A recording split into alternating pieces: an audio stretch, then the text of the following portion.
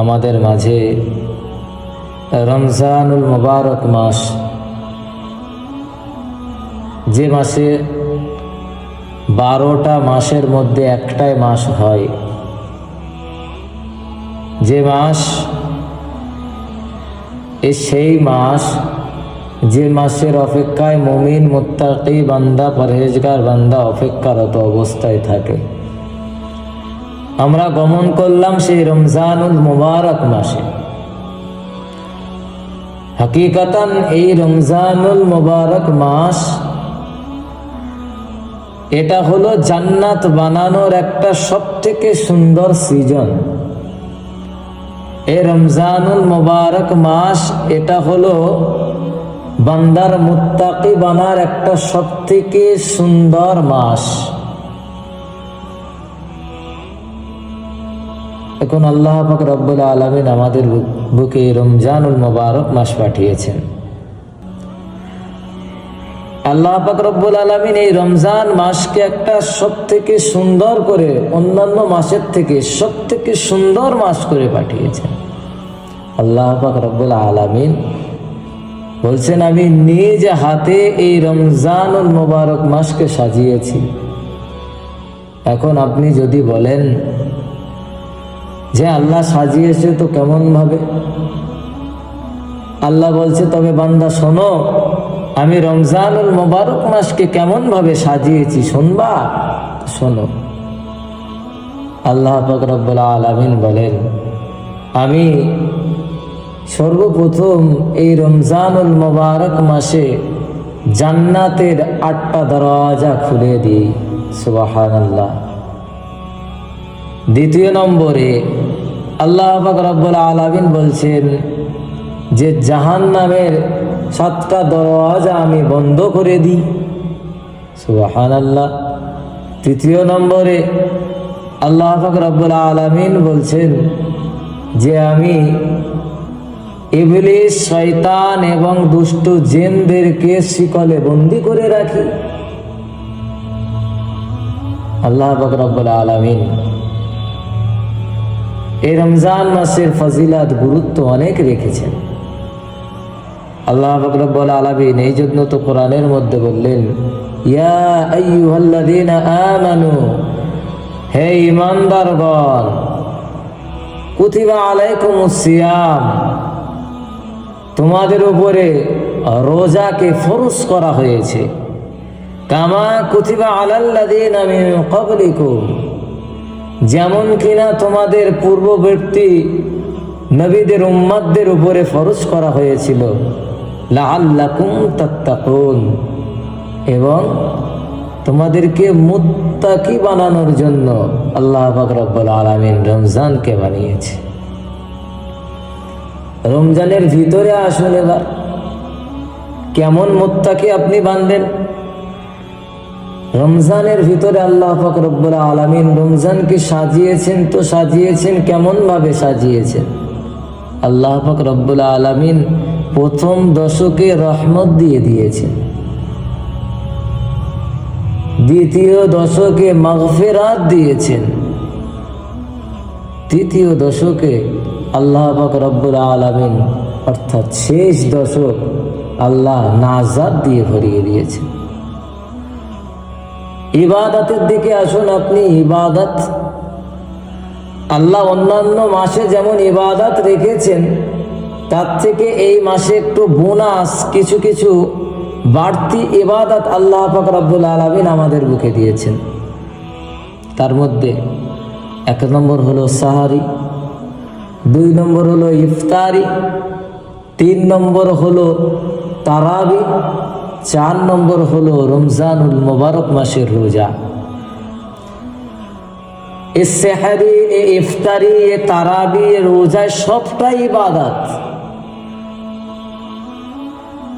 20 রাকাত তারাবি পড়বো, এটাও ইবাদত। 30টা কি 29টা রোজা রাখবো, এটাও ইবাদত। আল্লাহ পাক রব্বুল আলামিন বলছেন, এবার নেকির দিকে এসো বান্দা, আমি নেকিতে কেমন ভাবে সাজিয়েছি? সাজিয়েছি কেমন ভাবে সাজিয়েছি? নেকির দিকে এসো। একটা নফল ইবাদত একটা ফরজ ইবাদতের সমান। একটা ফরজ ইবাদত 70টা ফরজ ইবাদতের সমান। আপনি কোথায় যাবেন? একটা নেকি 70টা নেকি সমান। 1 টাকা দান করলেন 70 টাকা সওয়াব পাবেন। আল্লাহ পাক রব্বুল আলামিন কত সুন্দরভাবে রমজানকে সাজিয়েছেন, কত সুন্দরভাবে রমজানকে আল্লাহ গুছিয়েছেন আমাদের মাঝে, শুধু আমাদেরকে পালন করার জন্য, আমাদেরকে মুত্তাকি বানানোর জন্য। আল্লাহ পাক রব্বুল আলামিন কোরআনের মধ্যে আরো বলছেন তার অন্য আয়াতে, ফামান শাহিদা মিনকুম শাহরা ফালিয়াসুমহু। আল্লাহ পাক রব্বুল আলামিন বলছেন, তোমাদের মধ্যে যে ব্যক্তি এই রমজান মাস পাবে, ফামান শাহিদা মিনকুম, তোমাদের মধ্যে যে ব্যক্তি এই রমজান মাস পাবে, ফালিয়াসুমহু, সে যেন অবশ্যই অবশ্যই রোজা রাখে। কেন রোজা রাখবে? আল্লাহ পাক রব্বুল আলামিন নিজে হাতে রমজানকে সাজিয়েছে। আবার আল্লাহ পাক রব্বুল আলামিন এর ভিতরেই রহমত রেখেছে, এর ভিতরেই মাগফিরাত রেখেছে, এর ভিতরেই নাজাত রেখেছে। আবার এই মাসে আল্লাহ পাক রব্বুল আলামিন কোরআনকে অবতীর্ণ করেছে। আবার এই মাসে আল্লাহ পাক রব্বুল আলামিন কদরের রাতকে রেখেছে। আবার এই মাসে আল্লাহ পাক রব্বুল আলামিন শয়তানদেরকে বন্দী করে রাখে। আবার এই মাসে আল্লাহ পাক রব্বুল আলামিন সমস্ত ইবাদতের একটা ইবাদতের মূল্য 70 গুণে বেশি করে দেয়। সুবহানাল্লাহ। আল্লাহ পাক রব্বুল আলামিন কেন তাকিদ দিয়ে বলছে আমাদেরকে? আল্লাহ পাক রব্বুল আলামিন এমনভাবে আমাদেরকে রমজানকে সাজিয়ে দিয়েছেন, যা কোনো কুল কিনারা তার কোনো হিসাব দিতে পারবো না আমরা, যে আল্লাহ আমরা এমন রোজাকে কেন ছাড়লাম, আল্লাহ এমন রোজাকে আমরা কেন ছাড়লাম।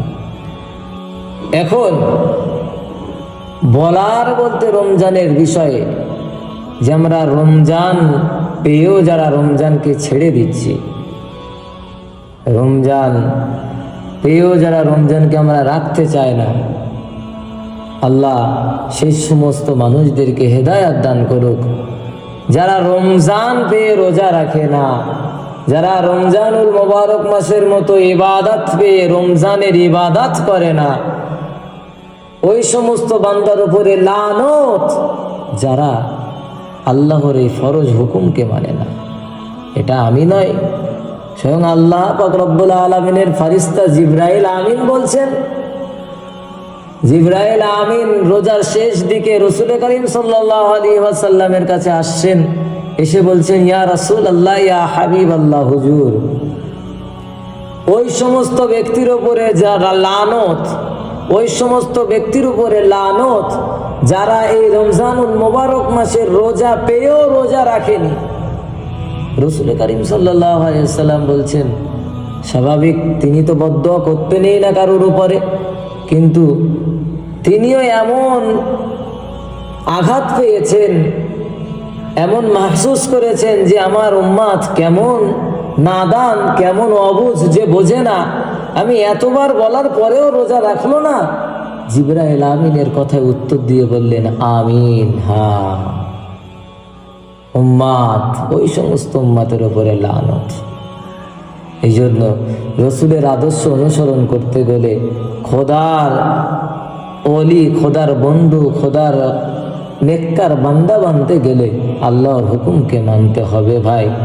এই জন্য আমরা যারা রমজানুল মোবারক মাসে রোজা পেয়েছি, আমরা যেন গুনে গুনে গুনে গুনে প্রতিটা রমজানুল মোবারক মাসের রোজাগুলো আদায় করি। আল্লাহ যেন তৌফিক দান করেন।